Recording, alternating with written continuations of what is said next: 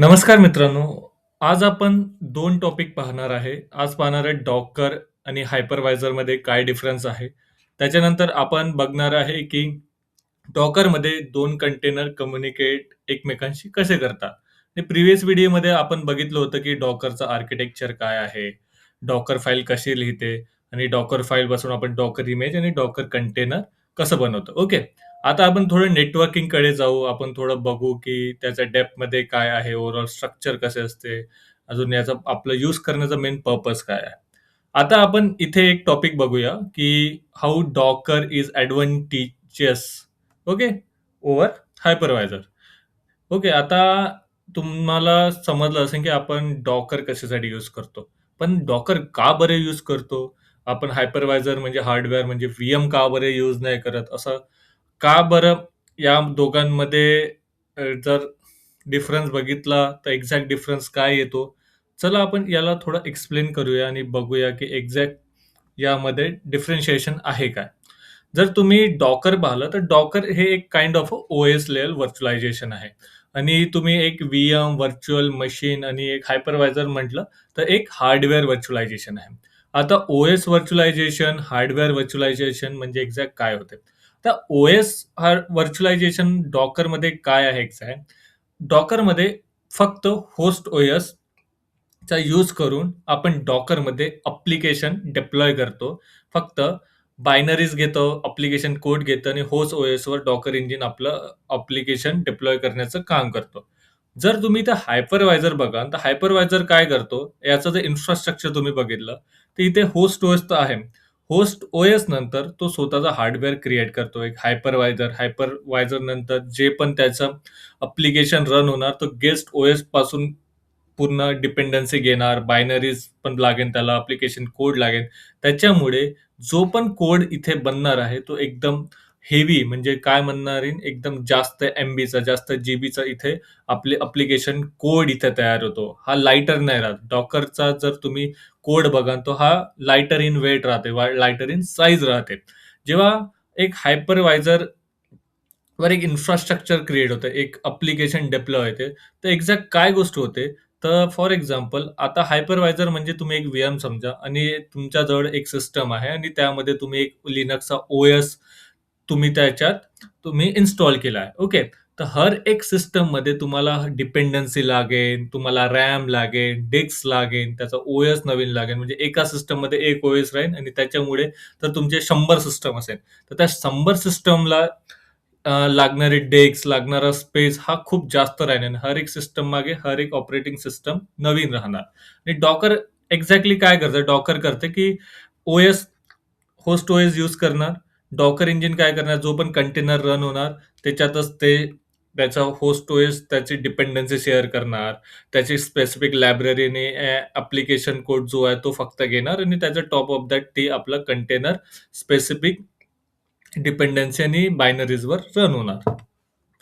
Okay. आता तुम्हाला हे याचा डिफरन्स मेन समजलं असेल. कधी पण तुम्हाला इंटरव्ह्यूमध्ये क्वेशन आला, की याचा मेन डिफरन्स काय? तर तुम्ही इथे सांगू शकता, हे ओएस लेव्हल व्हर्चुअलायझेशन आहे. हे होस्ट ओएसवर डॉकर इंजिन त्याचं ॲप्लिकेशन डिप्लॉय करते आणि जे पण इमेज तयार होते, जे पण तुमचं ॲप्लिकेशन डिप्लॉय होते, ते फक्त बायनरीज आणि ॲप्लिकेशन कोड त्याच्याजवळ तो लागलेला बायनरीज ॲप्लिकेशन कोड घेतो.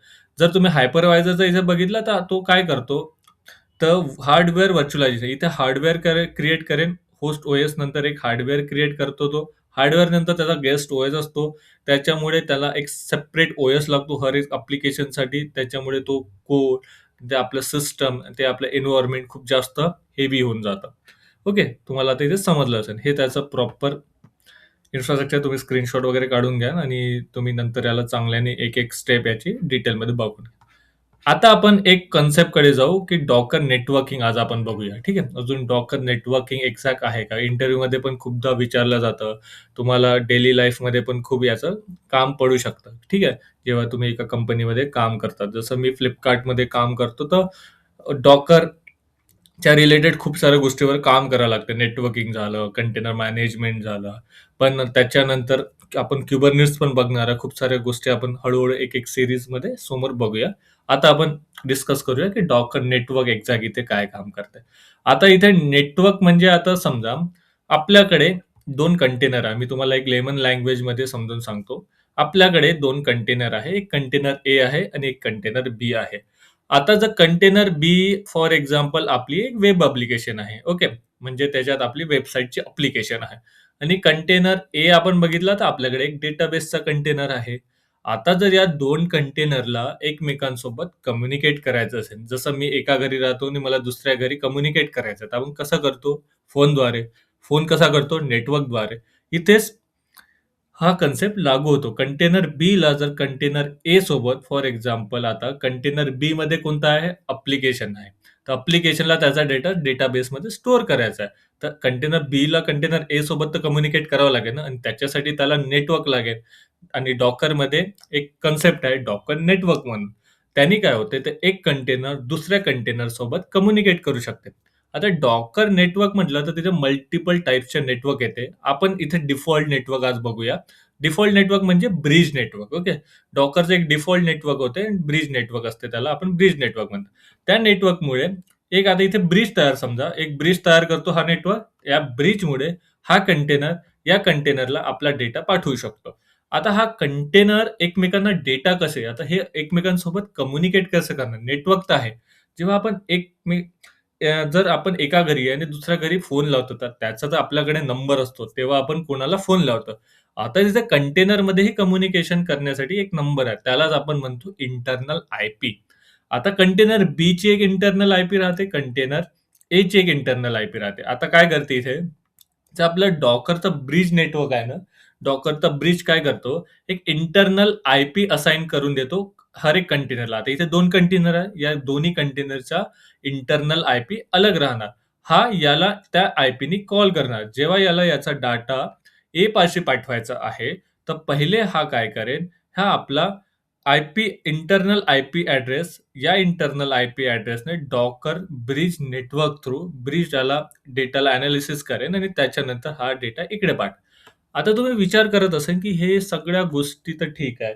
थेअरी तर ठीक आहे. तर आपण प्रॅक्टिकल वेनी कसं करू शकणार? आपण प्रॅक्टिकल वे काय आहे त्याचा? त्याच्यासाठी मी तुम्हाला काही स्टेप्स सांगतो, की एक एक नेटवर्क कसं आपण क्रिएट करू शकतो आणि मेन त्याचा आपण त्याला ॲक्सेस कसं करू शकतो. फॉर एक्झाम्पल आता मला नेटवर्क क्रिएट करायचं आहे. माझ्याकडे नेटवर्कच नाही राहील, तर मी त्या कंटेनरशी कम्युनिकेट कसा करेन? पहिले मला एक नेटवर्क क्रिएट करावं लागेल. ओके. त्याच्यासाठी ही कमांड राहील इथे Docker create. Okay. Docker network create आणि नेटवर्कचं नाव राहणार इथं. ओके. यानी आपलं एक नेटवर्क तयार होईल. एक डिफॉल्ट नेटवर्क तयार होऊन जाईल. ते आपलं आपलं ब्रिज नेटवर्क राहील. ओके. त्याला आपण म्हणू ब्रिज नेटवर्क. आणि आता ब्रिज नेटवर्क तर बनलं. आता एक गोष्ट लक्षात ठेवायची आहे. जर मला कंटेनर बी आणि कंटेनर एशी ब्रिज नेटवर्कशी कम्युनिकेट करायचे आहे, तर हे दोन्ही कंटेनर एकाच एन्व्हायर्नमेंटमध्ये असले पाहिजे. एन्व्हायर्नमेंट इन द सेन्स ते दोन्ही कंटेनर एकाच नेटवर्कमध्ये असलं पाहिजे. याचा नेटवर्क अलग, याचा नेटवर्क अलग असं नाही झालं. फोनमध्ये चालून जाईल, पण इथे कम्युनिकेशन करण्यासाठी दोन्ही नेटवर्कला ब्रिज नेटवर्कमध्ये असणं जरुरी असतं. आता त्याच्यासाठी काय करावं लागेल, आपला पहिला कंटेनर ए आहे ना, त्या कंटेनर एला आपला जो नेटवर्क आहे ना, पहिले त्या नेटवर्कमध्ये आणावं लागेल. कंटेनर ए क्रिएट केल्यावर त्याला आपण काय करू, एक नेटवर्क अटॅच करू इथे. ओके. जे आपलं डिफॉल्ट ब्रिज नेटवर्क आहे, जे आपण क्रिएट केलं ॲप नेटवर्कमध्ये हे अटॅच करू इथे. ओके. तर तुम्ही ही कमांड बरोबर बघून घ्या. त्याच्यानंतर आपण काय करू, कंटेनर बी मध्ये जाऊ. जिथे आपल्या कंटेनर बी ला डेटा पाठवायचा ए मध्ये. आता बी मध्ये जाऊन आपण त्याला पण एक डिफॉल्ट नेटवर्क, आपलं ब्रिज नेटवर्क अटॅच करू. आता ही पण कमांड बघा. ते इथे आपण ब्रिज नेटवर्क इथे अटॅच करून राहिलो. ओके. आणि त्याच्यानंतर आपण काय करू, त्या शेलमध्ये जाऊ.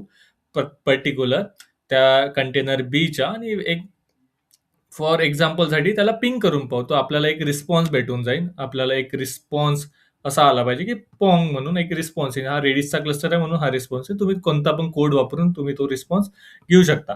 समजलं? आता इथे तुम्हाला नेटवर्किंग समजली असेल, की Dockerमध्ये एक्झॅक्ट नेटवर्क काय करते. तुम्हाला फक्त एवढ्या गोष्ट समजायची आहे, एवढी गोष्ट डोक्यात ठेवायची आहे.